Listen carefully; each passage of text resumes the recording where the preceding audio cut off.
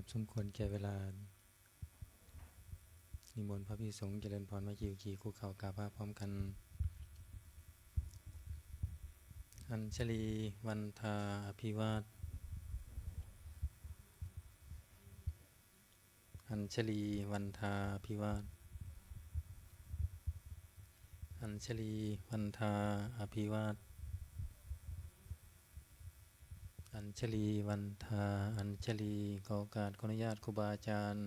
พระมหาเถระพระเถรานุเถระพระมัจฉิมพระนวากาในการเป็นต้นเสียงธรรมวัดเย็นเปิดหนังสือสวดมนต์แปลเล่มใหญ่ไว้ที่หน้าหนึ่งโยโสภะคะวาอะระหังสัมมาสัมพุทโธพระผู้มีพระภาคเจ้านั้นพระองค์ใดเป็นพระอรหันต์ดับเพลิงกิเลสเพลิงทุกข์สิ้นเชิงตรัสรู้ชอบได้โดยพระองค์เองสวากขาโตเยนะภะคะวะตาธัมโมพระธรรมเป็นธรรมอันพระผู้มีพระภาคเจ้าพระองค์ใดตรัสไว้ดีแล้วสุปฏิปันโนยัสสะภะคะวะโตสาวกสังโฆพระสงฆ์สาวกของพระผู้มีพระภาคเจ้าพระองค์ใดปฏิบัติดีแล้วธัมมายังภวันตังสะธัมมังสะสังฆังอิเมหิสกาเลหิยัตถาระหังอาโรปิเตหิอภิปูชยามาข้าพระเจ้าทั้งหลายขอบูชาอย่างยิ่งซึ่งพระผู้มีพระภาคเจ้าพระองค์นั้นพร้อมทั้งพระธรรมและพระสงฆ์ด้วยเครื่องสักการะทั้งหลายเหล่านี้อันยกขึ้นตามสมควรแล้วสาธุโนพันเตภควาสุจิราปรินิพุตโตปิข้าแต่พระองค์ผู้เจริญแม้ปรินิพพานนานแล้วทรงสร้างคุณอันสำเร็จประโยชน์ไว้แก่ข้าพระเจ้าทั้งหลายปัญชิมาชนะตานุกรรมปมานาสาทรงมีพระหฤทัยอนุเคราะห์แก่พวกข้าพระเจ้าอันเป็นชนล้นหลังอิเมสกาเลทุกขตะปันนาการะภูเตปฏิคันหาตุขอพระผู้มีพระภาคเจ้าจงรับเครื่องสักการะอันเป็นบรรณาการของคนยากทั้งหลายเหล่านี้อัมหากังทีครตังหิตายะสุขายะเพื่อประโยชน์และความสุขแก่ข้าพระเจ้าทั้งหลายตลอดกาลละนานเทินอะระหังสัมมาสัมพุทโธภควาพระผู้มีพระภาคเจ้าเป็นพระอรหันต์ดับเพลิงกิเลสเพลิงทุกข์สิ้นเชิงตรัสรู้ชอบได้โดยพระองค์เอง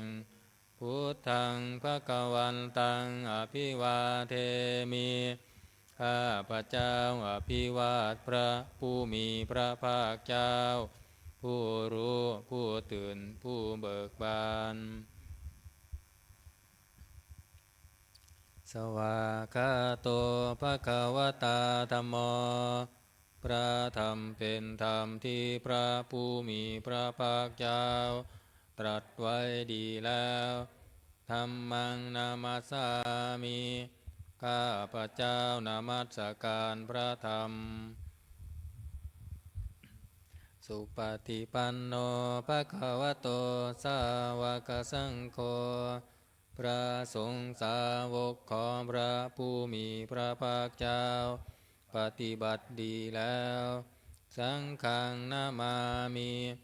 ข้าพเจ้านอบน้อมพระสงฆ์อันตมยังพุทธัสสะภะคะวะโตบุพพาคณามการังกโรมาเซนะโมตัสสะภะคะวะโตขอนอบน้อมแด่พระผู้มีพระภาคเจ้าพระองค์นั้นอะระหะโตซึ่งเป็นผู้ไกลจากกิเลสสัมมาสัมพุทธัสสะตรัสรู้ชอบได้โดยพระองค์เองนะโมตัสสะภะคะวะโตขอนอบน้อมแด่พระผู้มีพระภาคเจ้าพระองค์นั้นอะระหะโตซึ่งเป็นผู้ไกลจากกิเลสสัมมาสัมพุทธัสสะตรัสรู้ชอบได้โดยพระองค์เองนะโมตัสสะภะคะวะโตขอนอบน้อมแด่พระผู้มีพระภาคเจ้าพระองค์นั้นอะระหะโตซึ่งเป็นผู้ไกลจากกิเลสสัมมาสัมพุทธัสสะตรัสรู้ชอบได้โดยพระองค์เองเปิดหนังสือไปที่หน้า19ธรรมวัดเย็น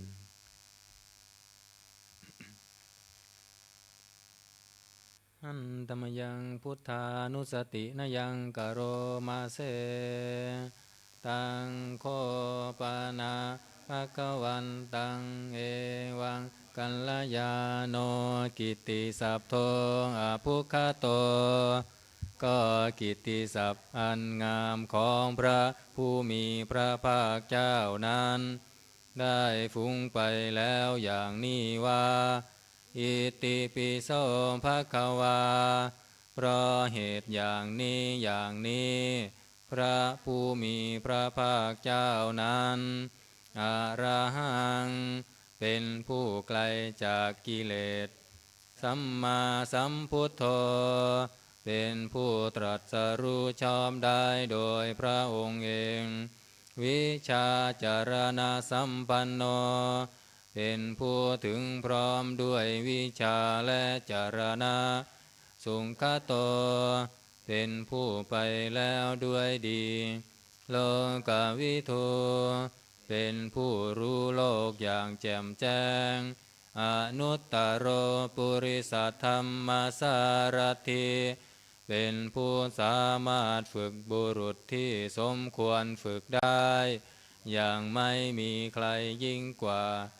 สัทธาเทวมนุษย์สานังเป็นครูผู้สอนของเทวดาและมนุษย์ทั้งหลายพุทโธเป็นผู้รู้ผู้ตื่นผู้เบิกบานด้วยธรรมภควาติเป็นผู้มีความจำเริญจำแนกธรรมสั่งสอนสัตว์ดังนี้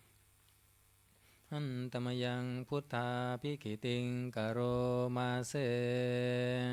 พุทธวาระหันตวรตาภิกขุนาภิยุตโตพระพุทธเจ้าประกอบด้วยคุณมีความประเสริฐแห่งอรหันตคุณเป็นต้น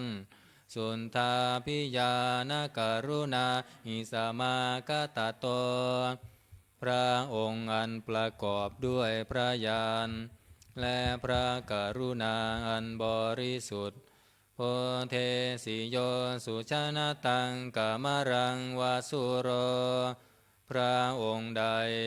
ทรงกระทำชนที่ดีให้เบิกบานดุจอาทิตย์ทำบัวให้บานวันธามหังตามรนังศิรสาชิเนนทังข้าพระเจ้าไหว้พระชินสีผู้ไม่มีกิเลสพระองค์นั้นด้วยเสียงกล่าวพุทโธโยสัมภปานินังสารนังเขมามุตตะมังพระพุทธเจ้าพระองค์ใดเป็นสารณะอันเกษมสูงสุดของสัตว์ทั้งหลาย ปันธมานุสติทานังวันทามิตังสิเรนะหังข้าพระเจ้าไหว้พระพุทธเจ้าพระองค์นั้นอันเป็นที่ตั้งแห่งความระลึกองค์ที่หนึ่งด้วยเสียงข้าวพุทธันสาหันสามิทาโสวะพุทโธเมสามิกิสโรเป็นทาสของพระพุทธเจ้าพระพุทธเจ้าเป็นนายมีอิสระเนื้อข้าพระเจ้าพุทโธทุกขันสาคาตาจะวิทาตาจะหิตาสเมพระพุทธเจ้าเป็นเครื่องกำจัดทุกข์และทรงไว้ซึ่งประโยชน์แก่ข้าพระเจ้าพุทธันสาหังนิยาเทมิสรีรันชีวิตันจิทังข้าพระเจ้ามอบกายถวายชีวิตนี้แด่พระพุทธเจ้าวันทันโตหังจาริสามิพุทธันเสวะสุนโพธิตังข้าพระเจ้าผู้ไหวอยู่จักประพฤติตามซึ่งความตรัสรู้ดีของพระพุทธเจ้านันติเมสารนังอัญญังพุทโธเมสารนังวรัง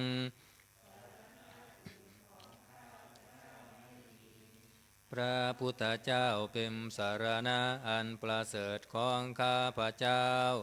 เอเตนะสัญจวันเชนาวัตเตยยังสัตถุสาสเนด้วยการกล่าวคำสัตย์นี้ข้าพระเจ้าพึงเจริญในพระศาสนาของพระศาสดาพุทธังเมวันตมาเนนะยังปุญญังปสุตังอิทาข้าพระเจ้าผู้ไหวอยู่ซึ่งพระพุทธเจ้าได้ขวนขวายบุญใดในบัดนี้สัมเพปิอันตรายาเมมาเหสุงตัดจะเตชะสาอันตรายดังปวงอย่าได้มีแก่ข้าพระเจ้าด้วยเดชแห่งบุญนั้นกายเยนะวาจายาวเจตัสสาวาด้วยกายก็ดีด้วยวาจาก็ดีด้วยใจก็ดีพุทเทกุกัมมังปะกตังมายายังกรรมหน้าติเตียนอันใดที่ข้าพระเจ้ากระทำแล้วในพระพุทธเจ้า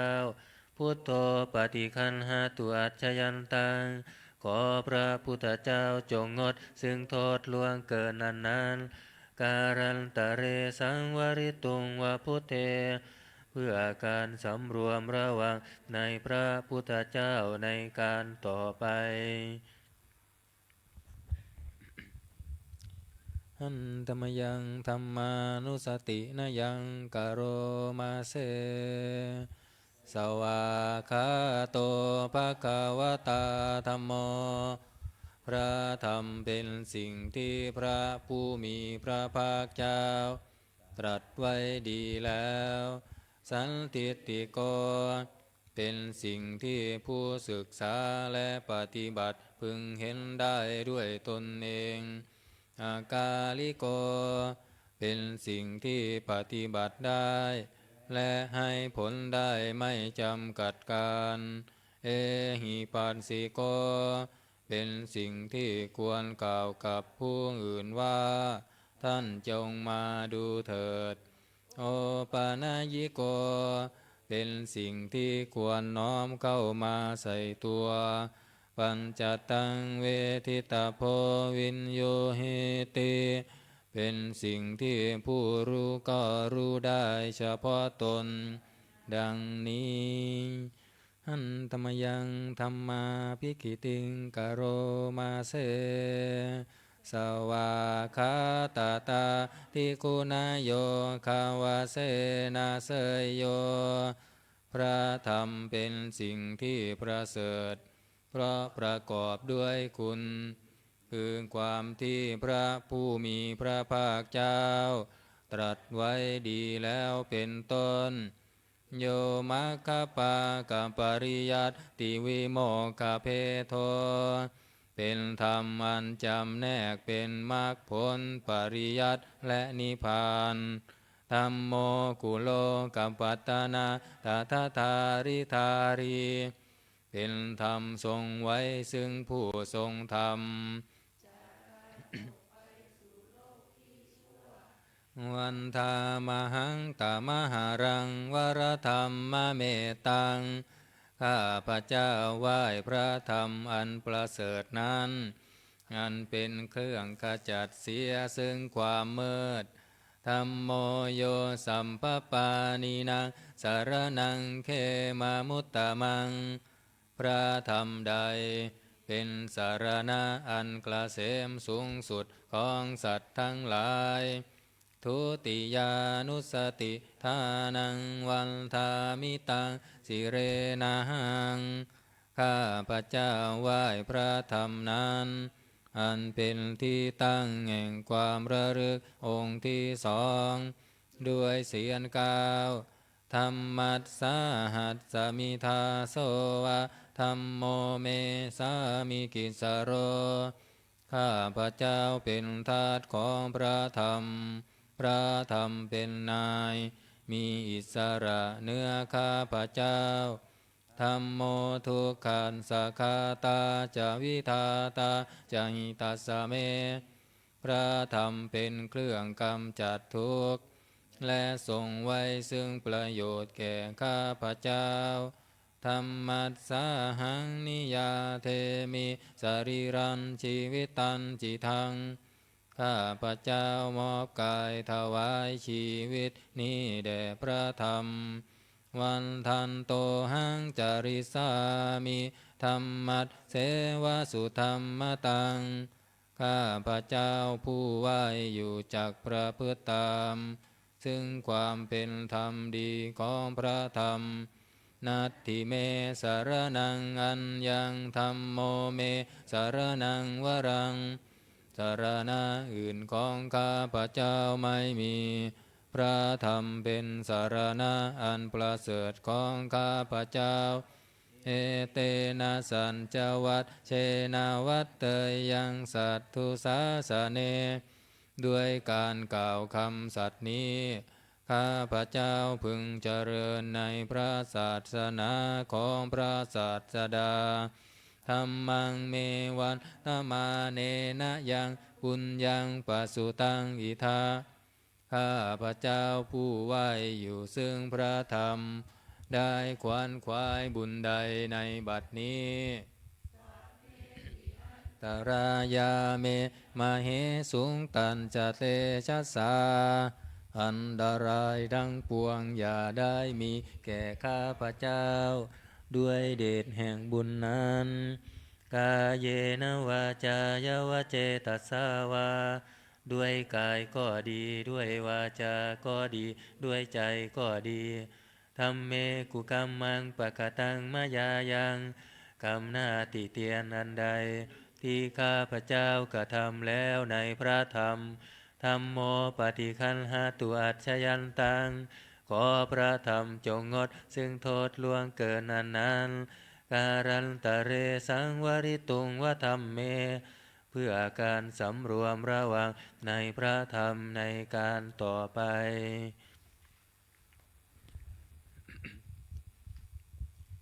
อันตมยังสังขานุสตินยังกโรมาเสสุปฏิปันโนภะคะวะโตสาวกสังโฆสงฆ์สาวกของพระผู้มีพระภาคเจ้าปฏิบัติดีแล้วอุชุปฏิปันโนภะคะวะโตสาวกสังโฆสงฆ์สาวกของพระผู้มีพระภาคเจ้าปฏิบัติตรงแล้วยายาปฏิปันโนภะคะวะโตสาวกสังโฆสงฆ์สาวกของพระผู้มีพระภาคเจ้าปฏิบัติเพื่อรู้ธรรมเป็นเครื่องออกจากทุกข์แล้วสามีจิปฏิปันโนภะคะวะโตสาวกสังโฆสงฆ์สาวกของพระผู้มีพระภาคเจ้าป ปฏิบัติสมควรแล้วยะทิทางได้แก่บุคคลเหล่านี้คือจัตตาริปุริสายุคานิอัตถปุริสปุคลาคู่แห่งบุรุษสี่คู่นับเรียงตัวบุรุษได้8บุรุษเอสะภะคะวะโตสาวกสังโฆนั่นแหละสงฆ์สาวกของพระผู้มีพระภาคเจ้าอาหุนายโยเป็นสมควรแก่สักการะที่เขานำมาบูชาปาหุนายโยเป็นสมควรแก่สักการะที่เขาจัดไว้ต้อนรับทักขินายโยเป็นผู้ควรรับทักษิณาทานอัญชริกรณิโยเป็นผู้ที่บุคคลทั่วไปควรทำอัญชรีอนุตตรังปุญญเขตังโลกัสสาติเป็นเนื้อนาบุญของโลกไม่มีนาบุญอื่นยิ่งกว่าดังนี้อันตมยังสังฆาภิกิติงกโรมาเสสุสัทธัมมโชสุปฏิปฏิคุณาภิยุตโตพระสงฆ์ที่เกิดโดยพระสัทธรรมประกอบด้วยคุณมีความปฏิบัติดีเป็นต้นโยธรรมพิโทอริยบุงกาลสังคเสโทเป็นหมู่แห่งพระอริยบุคคลอันประเสริฐ8จำพวกสิราทิธรรมปวาราสยกายจิตโตมีกายและจิตอันอาศัยธรรมมีศีลเป็นต้นอันบวรวันธามหังตมริยานาคานังสุสุทังข้าพระเจ้าไหว้หมู่แห่งพระอริยเจ้าเหล่านั้นอันบริสุทธิ์ด้วยดีสังโฆโยสัมปปานินังสารนังเขมามุตตะมังพระสงฆ์หมู่ใดเป็นสารณะอันกลาเสมสูงสุดของสัตว์ทั้งหลายตาติยานุสติทานังวันทามิตังสิเรนะหังข้าพระเจ้าไหว้พระสงฆ์หมู่นั้นอันเป็นที่ตั้งแห่งความระลึกองค์ที่3ด้วยเสียงกล่าวสังขันสาหัสสมิทาโสวะสังโฆเมสามิกินสโรข้าพระเจ้าเป็นทาสของพระสงฆ์มีอิสระเนื้อข้าพระเจ้าสังโฆทุกขันสคาตาจาวิทาตาจาหิตัสสะเมพระสงฆ์เป็นเครื่องกำจัดทุกข์และทรงไว้ซึ่งประโยชน์แก่ข้าพระเจ้าทำคัสสาหังนิยาเทมิสารีรันชีวิตันจิทังข้าพระเจ้ามอบกายถวายชีวิตนี้แด่พระสงฆ์วันทันโตหังจาริสามิสังฆโสปฏิปันนตังข้าพระเจ้าผู้ไหวอยู่จากประพฤติตามถึงความปฏิบัติดีของพระสงฆ์นัตถิเมสารนังอัญญังสังโฆเมสารนังวรังสารณะอื่นของข้าพระเจ้าไม่มีพระสงฆ์เป็นสารณะอันประเสริฐของข้าพระเจ้าเอเตนะสัญจวัชเชนะวัตเตยังสันตุสาสเนด้วยการกล่าวคำสัตย์นี้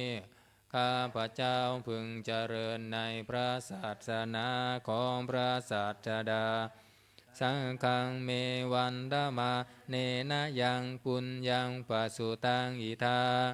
ข้าพระเจ้าผู้ไหวอยู่ซึ่งพระสงฆ์ได้ขวนขวายบุญใดในบัดนี้เมมาเหสุงตันจะเตชะสาอันตรายทั้งปวงอย่าได้มีแก่ข้าพระเจ้าด้วยเดชแห่งบุญนั้น กายเยนวาจายวเจตัสสาวาด้วยกายก็ดีด้วยวาจาก็ดีด้วยใจก็ดีสังเคกุกัมมังปะกตังมายายังกรรมหน้าติเตียนอันใดที่ข้าพเจ้ากระทำแล้วในพระสงฆ์สังโฆปฏิคันหาตุอัจฉยันตังขอพระสงฆ์จงงดซึ่งโทษล่วงเกินอันนั้นการันตะเรสังวริตุงวาสังเคเพื่อการสำรวมระวังในพระสงฆ์ในการต่อไป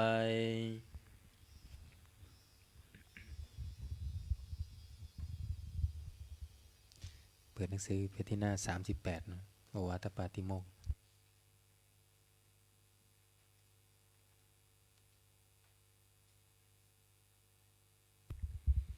อันตมยังโอวาทปาติโมกขคาทายโยพนามาเสสัพพปาปัสสะอาการนังการไม่ทำบาปทั้งปวงกุศลสุปสัมปทาการทำกุศลให้ถึงพร้อมสัจจิตตปริโยทปนังการชำระจิตของตนให้ขาวรอบเอตังพุทธานาสาสนังทำ3อย่างนี้เป็นคำสั่งสอนของพระพุทธเจ้าทั้งหลายขันติปรมังตโปติติฆา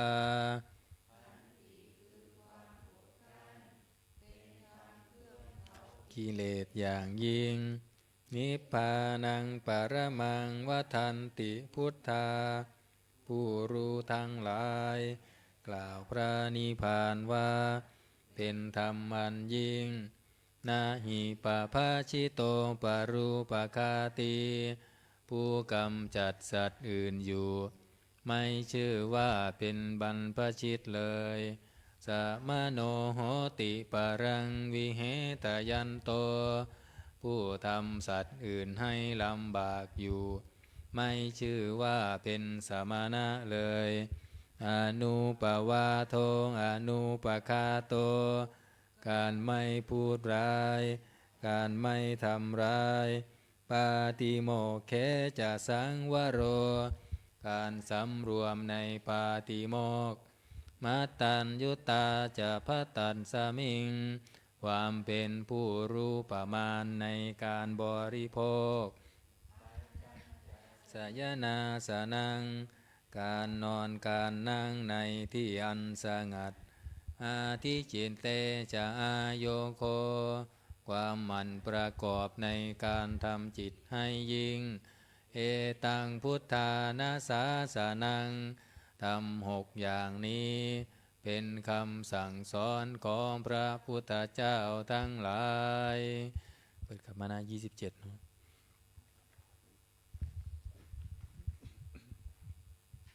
อันตมยังอติตาปัจเจเวคณาปาทังพนามาเสอาชามายาอัมปัญจเวคิตาวายังจีวรังปริพุตังจีวรใดอันเรานุ่งห่มแล้วไม่ทันพิจารณาในวันนี้ตังยาวะเทวาสิตัสสะปฏิฆาตายาจีวรนั้นเรานุ่งห่มแล้วเพียงเพื่อบำบัดความหนาวหุนหัดสามปฏิฆาตายาเพื่อบำบัดความร้อนดังสมากันสวาตาตัมปัสสิริสัมภสัมผัสสานังปฏิฆาตายาเพื่อบำบัดสัมผัสอันเกิดจากเหลือบยุงลมแดดและสัตว์เลื้อยคลานทั้งหลายยาวะเทวะหิริโกปินะปฏิชาธานาทังและเพียงเพื่อปกปิดอวัยวะอันให้เกิดความละอายอาชามายาอัมปัญจเวงคิตาวาโยปินทปาโตปริพุตโต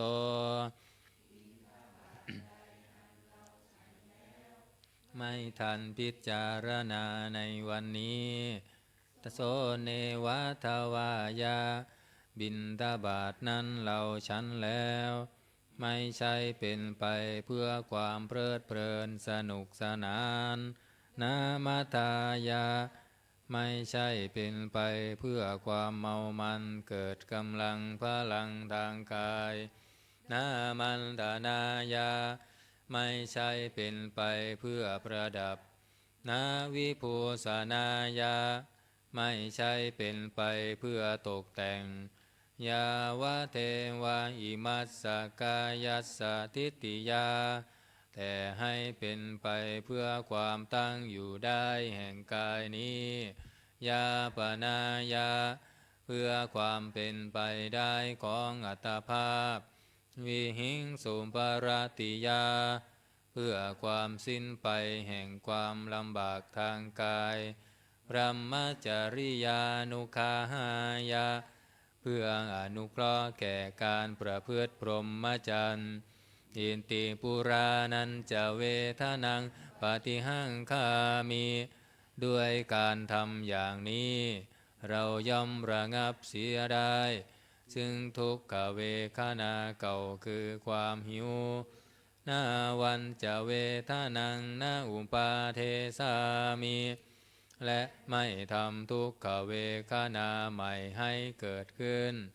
ยาตราจะเมภวิสติอนวัชตาจะพาสุวิหารโรจาติอันหนึ่งความเป็นไปโดยสะดวกแห่งอัตภาพนี้ด้วย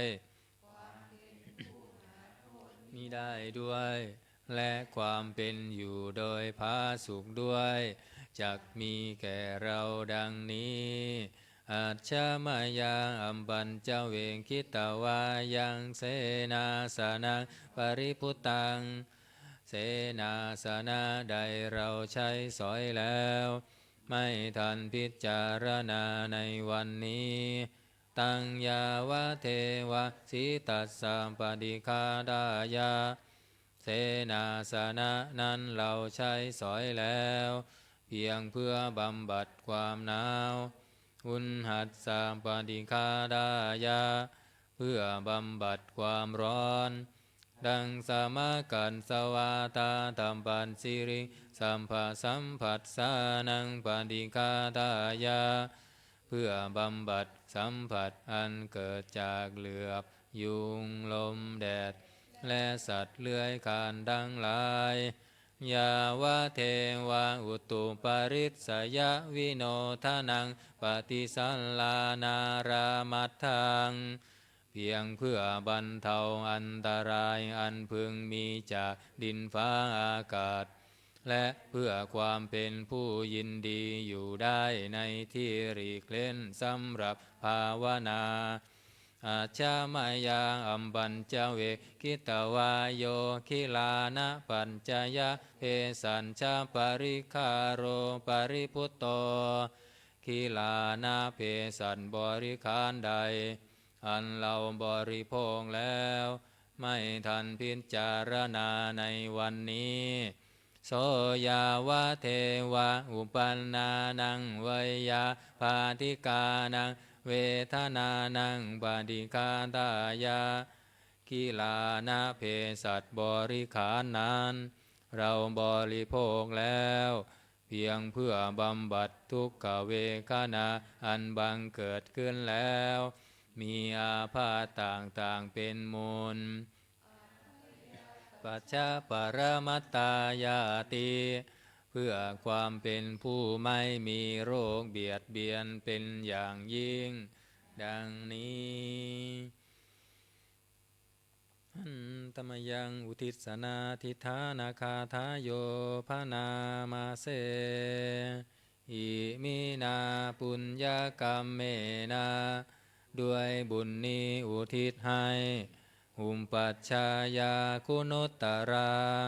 อุปัชฌาย์ผู้เลิศคุณอาจาริยุปการาชาและอาจารย์ผู้เกื้อหนุน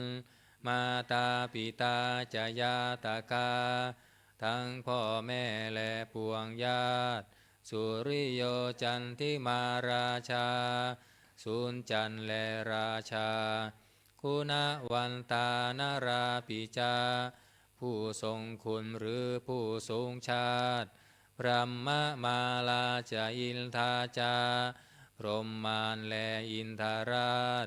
โลกปาลาจเทวตาทั้งถวยเทพและโลกบาลยะโมมิตามนุษสาจายมมาราชมนุษย์มิตรมัชฌตาเวริกาปิจาผู้เป็นกลางผู้จองผานสัมเพสัตตาสุขีโหนตุขอให้เป็นสุขสารทุกทั่วหน้าอย่าทุกทนปุญญานิปกตานิเมบุญพ้องที่ข้าทำจงช่วยอำนวยสุขภาพลสุขขังจติวิทันเทนตุให้สุขสามอย่างล้นขิมปังปาเปทาโวมะตังให้รู้ถึงนิพพานพรันอิมินาปุญญกรรมเมนาด้วยบุญนี้ที่เราทำอิมินาอุทิเสนันจาและอุทิศให้ปวงสัตว์ขิมปาหังสุรเพเจวาเราพันได้ซึ่งการตัดตันหุปาทานเฉทนังตัวตันหาอุปาทานเยสันตาเนหินาธรรมายาวานิพพานโตมะมังกว่าเราจะถึงนิพพานนัดสันตุสัมปทาเยวามาลายสิ้นจากสันดานยัตฉาชาโตภเวภเวทุงพรมที่เราเกิดอุชุจิตตังสติปัญญามีจิตตรงและสติทั้งปัญญาอันประเสริฐสันเลโควิริยัมหินาพร้อมทั้งความเพียรเลิศเป็นเครื่องขูดกิเลสหายมาราระพันตุโนกาสังโอกาสอย่าพึงมีแก่หมู่มารสิ้นทั้งหลายกาตุนจาวิริเยสุเมเป็นช่องประทุษลายทำลายล้างความเพียรจมพุทธาธิปาวโรนาโทพระพุทธผู้บวรนาถธัมโมนาโทวรุตตโมพระธรรมที่พึงอุดมนาโทปัจเจกพุทโธจาพระปัจเจกพุทธสมสังโฆนาโทตโรมะมังทบพระสงฆ์ที่พึงพยองเตโสตมานุภาเวนะด้วยอานุภาพนั้นมาโรกาสังละพันตุมาขอหมู่มารอย่าได้ช่องท่านสาปุญญานุภาเวนะด้วยเดชบุญทั้ง10ป้องมาโรกาสังละพันตุมาอย่าเปิดโอกาสแก่มารเถิดวันนี้สวดมาติกาหน้า125เนาะเปิดหนังสือมนต์พิธีเล่มเหลืองหน้า125เนาะ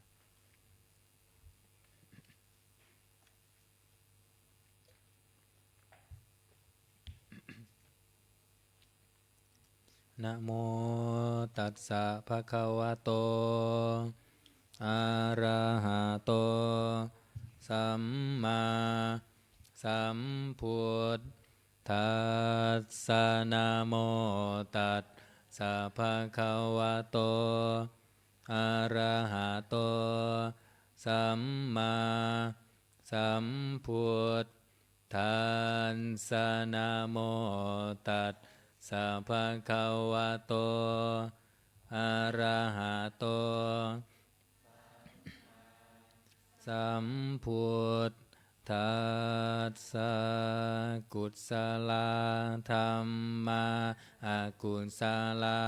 ธรรมาอัพพยากตาธรรมาสุขายะเวทนายาสัมปยุตตาธรรมาทุกขายะเวทนายาสัมปยุตตาธรรมาอาทุงขมาสุขายะเวท ทานายาสัมปยุตตาธรรมาวิปากาธรรมาวิปากธรรมธรรมาเนววิปากานาวิปากธรรมธรรมาอุปปาทินนุปาทานิยาธรรมังอนุปาทินนุปาทานิยาธรรมาอนุปาทินนานุปาทานิยาธรรมาสังกิรินทาสังกิเลสิกาธรรมาอสังกิเลนทาสังกิเลสิกาธรรมาอสังกิเลนทาสังกิเลสิกาธรรมาสาวิตังกัสสวิจาราธรรมาอาวิตังกวิจารมัตตาธรรมาอาวิตังกาวิจาราธรรมาปิติสหคตาธรรมาสุขสหคตาธรรมาอุเบกขาสหคตาธรรมาทันสเนนะปะหาตัพพาธรรมาภาวนายาปะหาตัพพาเนวทัสสะเนนะนะภาวนายาปะหาตัพพาธรรมาทัสสะเนนะปะหาตัพพาเหตุกาธรรมาภาวนายาปะหาตัพพาเหตุกาธรรมาเนวทันสะเนนะนะภาวนายาปะหาตัพพาเหตุกาธรรมาอาจายคามิโนธรรมาอัปปัจจยคามิโนธรรมาเนวาจายคามิโนนาปัจจยคามิโนธรรมาเสขาธรรมาอาเสขาธรรมาเนวะเสขานาเสขาธรรมาปรินตาธรรมามหัคคตาธรรมอัมปมานาธรรมปรินตารัมมนาธรรมามหัคคตารัมมนาธรรมอัมปมานารัมมนาธรรมาหินาธรรมามัชฌิมาธรรมาปานินตาธรรมามินชันตนิยตาธรรมาสัมมัตตนิยตาธรรมาอนิยตาธรรมามังคารัมมนาธรรมามังคาเหตุกาธรรมามังคาทิปันติโนธรรมาอุปปันนาธรรมังอนุปันนาธรรมาอุปปาทิโนธรรมาอติตาธรรมาอนาคตาธรรมาปัญจุปันนาธรรมาอติตารัมมนาอนาคตารัมมนาธรรมาปัญจุปันนาธรรมนาธรรมาอัญชันตาธรรมาพาหิมทาธรรมาอัญชันตาพาหินทาธรรมาอัญชันตารัมมนาธรรมาพาหินทาธรรมนาธรรมาอัญชันตาพาหินทารัมมนาธรรมาสนิทัสสนะสัมปันติกาธรรมาอนิทันสนะสัมปันติกาธรรมาอนิทัสสนะปฏิฆาธรรมาเปิดกลับมาหน้า124เนาะพระมหาปัฏฐาน124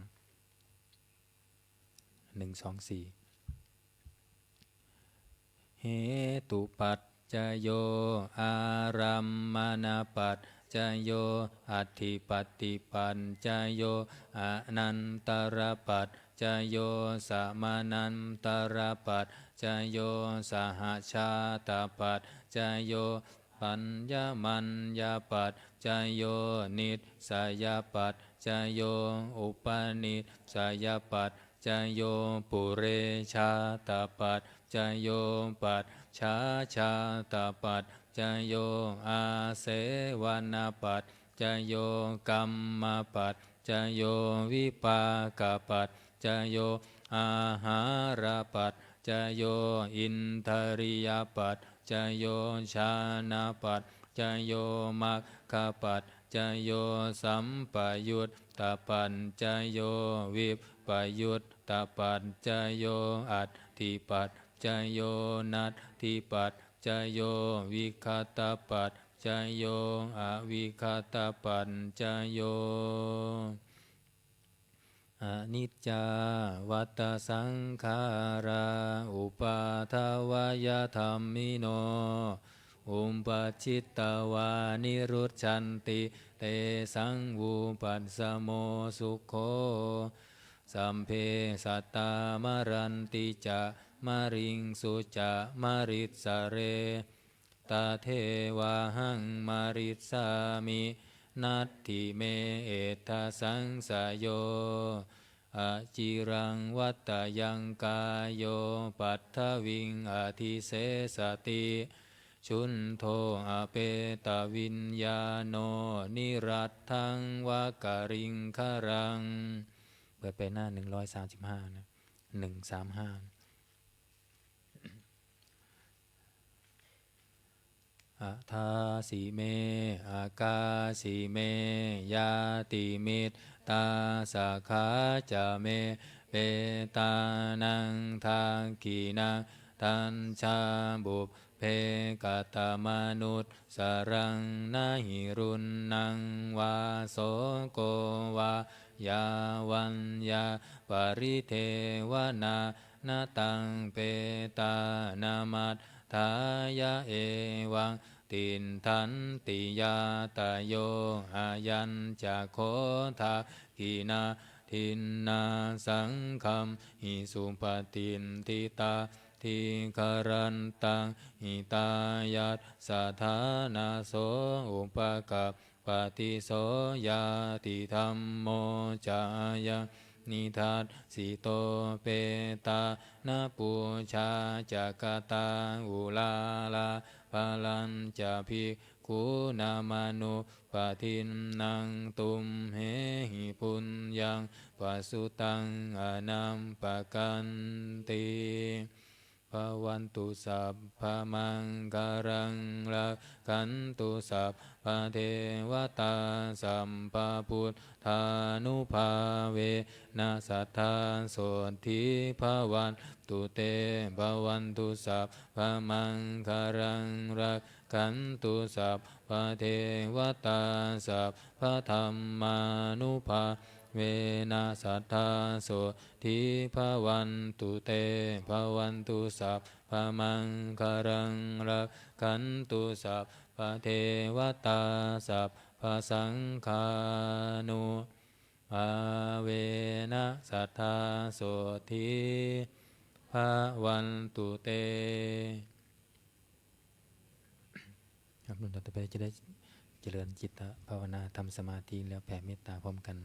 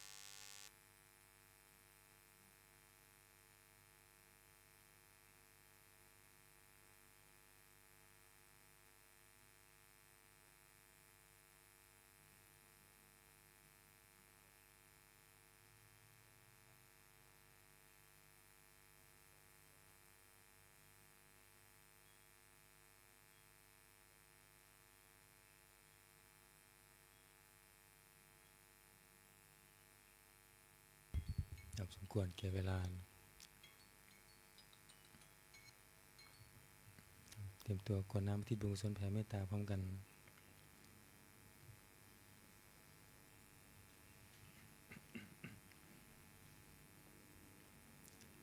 ครับพร้อมแล้วครับอิทังทานากัมมังนิพานะปัจจโยโหนตุโนนิจจังอิทังศีลากัมมังนิพานะปัจจโยโหนตุโนนิจจังอิทังภาวนากัมมังนิพานะปัญจโยโหนตุโนนิจจังยังกินจิกุลสาลังกันตัมพังกัมมังสัพเพหิอัมเหหิกันตังปุญญังโนอนุโมทันตุสุนันตุพุนโตเยเทวาสมิงฐาเนอาทิคาตาทิคายุกะสัทธาหุนตุสัมเพสันตาสุขีอัตตานังปาริหารันตุมาตาปิตาสุขิตาหุนตุทุกขาปามุนจันตุสัมเพยาตากาสุขิตาหุนตุทุกขาปามุนจันตุสัมเพอายาดากาสุขิตาหุนตุทุกขาปามุนจันตุสัมเพปิสาสัพเพยังขาสัพเพเปตาสุขิตาหุนตุทุกขาปามุนจันตุสัมเพนังคันตาสุขิตาหุนตุทุกขาปามุนจันตุสัมเพเทวาสุขิตาหุนตุทุกขาปามุนจันตุสัมเพอาจาริยุปัชฌายาสุขิตาหุนตุทุกขาปามุนจันตุสัมภะสัมปัตติโยสามิชันตุโวกุกาวันทาหลวงพร้อมกัน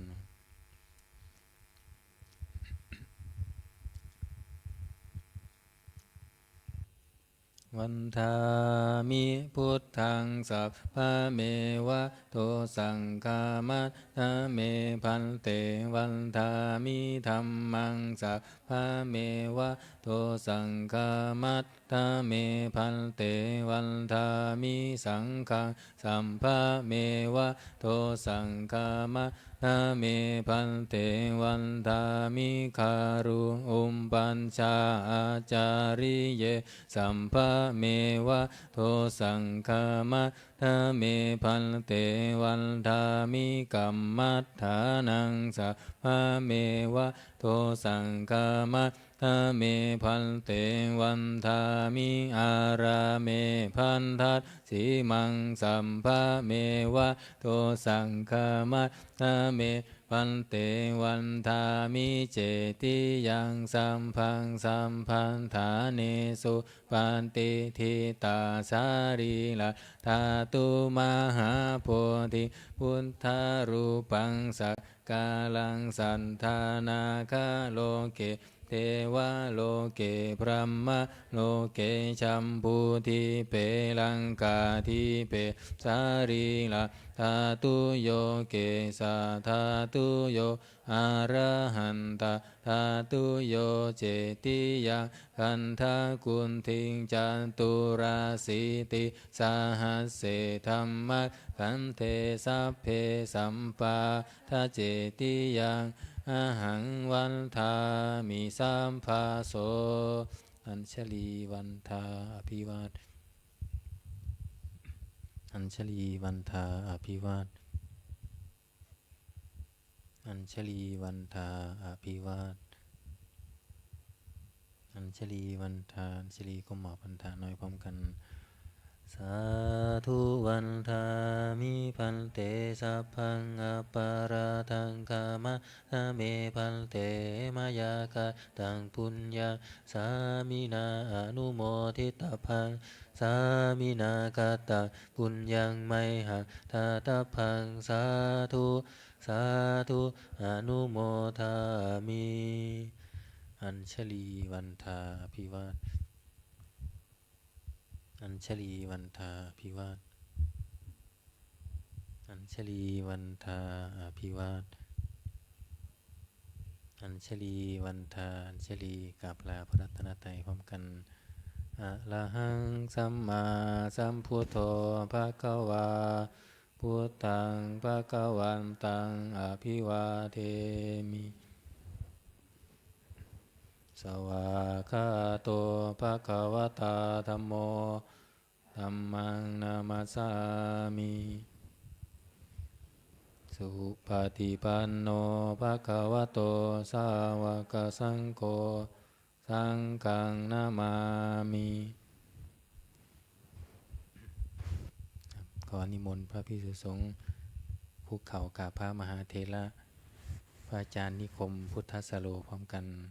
แม่ชีโยคีกราบทีหลังอัญชลีวันทาภิวาทอัญชลีวันทาภิวาทอัญชลีวันทาภิวาทอัญชลีวันทาอัญชลีแม่ชีโยกีกราบพระอาจารย์พร้อมกันค่ะอัญชลีวันทาอาภิวาทอัญชลีวันทาอาภิวาทอัญชลีวันทาอาภิวาทอัญชลีวันทาอัญชลีจัตตารโอธรรมาวชันติอายุวันโนสุขังภาลังสาธุสาธุสาธุโยคีหญิงนะคะเดี๋ยวเราปฏิบัติต่อกันที่ห้องรับพระกรรมฐานนะคะช่วยปิดหน้าต่างด้วยค่ะขอบคุณค่ะโยคีช่วยเกียรติศาสนาด้วยนะครับ